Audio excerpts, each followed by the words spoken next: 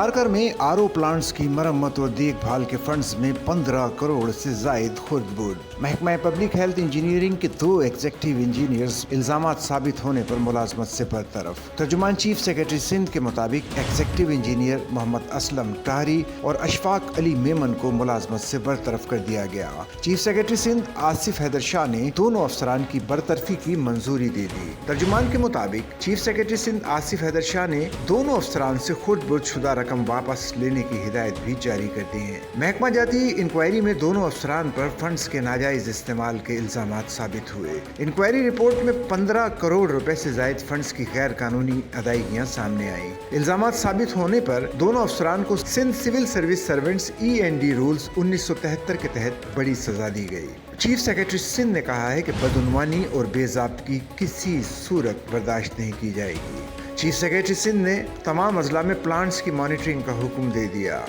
तमाम deputy commissioners को RO plants की मौसर निगरानी यकीनी बनाने की हिदायत की गई है। सच्चल न्यूज़ नेटवर्क की वीडियोस में खुशामदीद। नाजरीन, वीडियो से मुतालिक अपनी कीमती राय का इजहार कमेंट बॉक्स में ज़रूर करें और चैनल को सब्सक्राइब करें।